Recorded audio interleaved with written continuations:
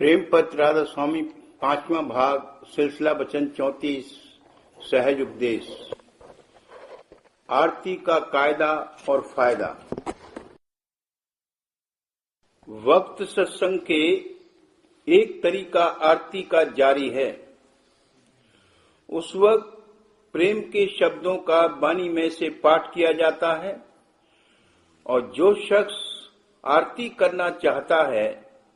वो सन्मुख बैठता है और सद्गुरु की दृष्टि से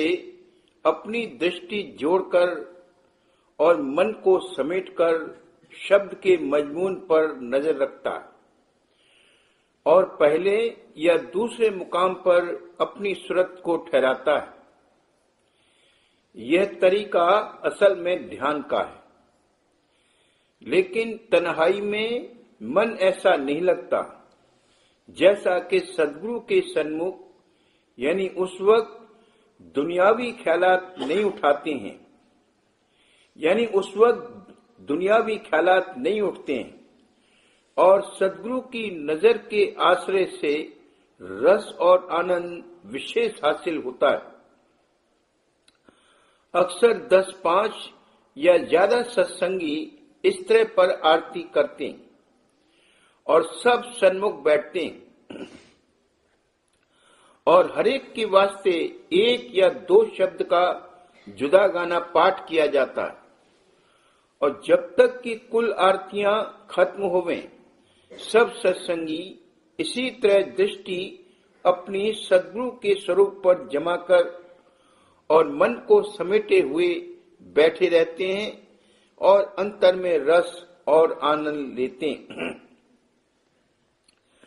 बाद खत्म होने आरतियों के हरेक सत्संगी आरती करने वाला अपनी श्रद्धा और ताकत के मुआफिक भेंट पेश करता है और एक या दो या सब आरती करने वाले मिलकर शीरीनी वगैरह बतौर प्रसाद के मंगवाते हैं कि वो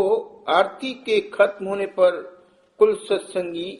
और हाजरान सत्संग में बराबर तकसीम हो जाता है और शुरू आरती में हार चढ़ाते हैं, सो प्रसादी होकर सद्गुरु से वापस मिल जाता है और बाद देने भेंट और वापस लेने हार के मत्था टेक कर और दृष्टि जोड़कर बंदगी करते हैं। हार चाहने का फायदा। जो कि संत सद्गुरु या सद्गुरु की सूरत ऊंचे देश की बासी है और जब नीचे उतरी तो भी पिंड में ऊंचे मुकाम पर उसकी बैठक रहती। इस सबब से उनकी देह से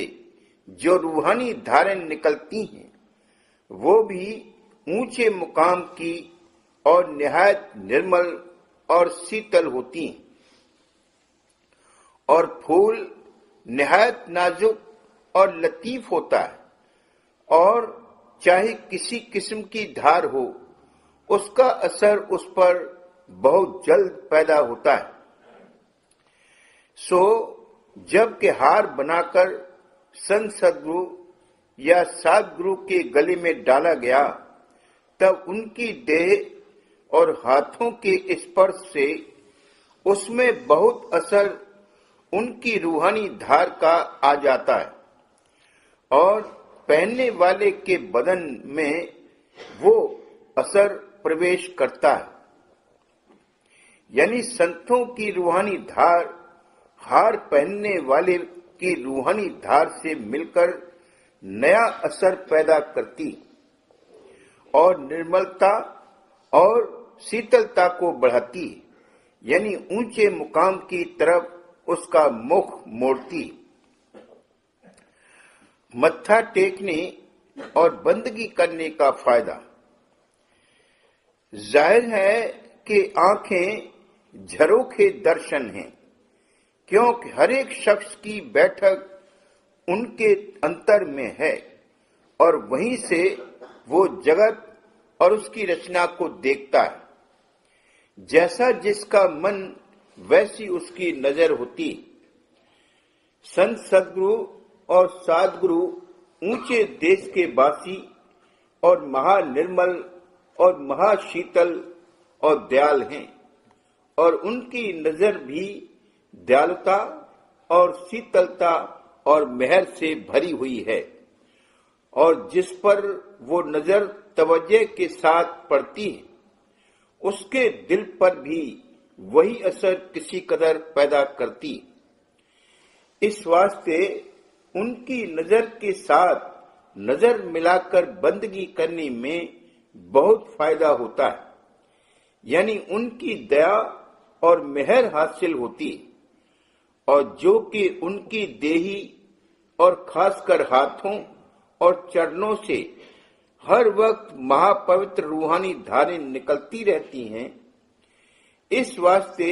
उनके चरणों पर मत्था टेकने से गहरा असर रूहानियत का बंदगी करने वाले में आता है और प्रीत पैदा करता है। दुनिया में भी दस्तूर है कि जो कोई जिससे मिलता है और खासकर अपने से बड़े के साथ तब नजर के रूबरू होकर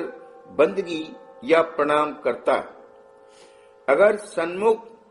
यानी नजर के सामने न हुआ तो बंदगी दुरुस्त न हुई,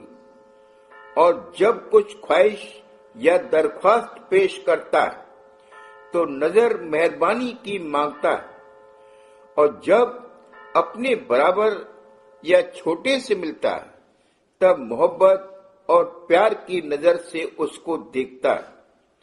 और हर कोई मर्द या औरत या बालक नजर को पहचानते हैं,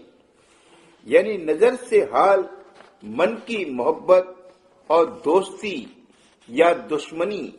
और बरखिलाफी का दरियाफ्त करके उसी मुआफिक आपस में बर्ताव करते हैं। आपस में मिलने के वक्त एक दूसरे के बदन को स्पर्श करने का भी दस्तूर आम है,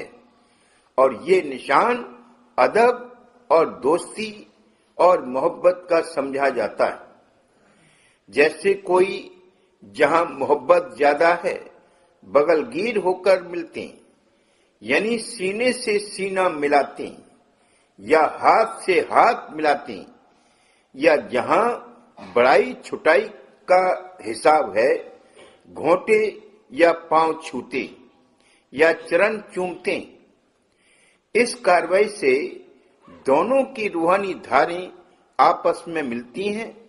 और एक का असर दूसरे में प्रवेश करता है। बालकों को जिनके रूह और मन निर्मल होते हैं हर कोई जाती प्यार से गोद में लेकर चिपटाता है और चूमता है।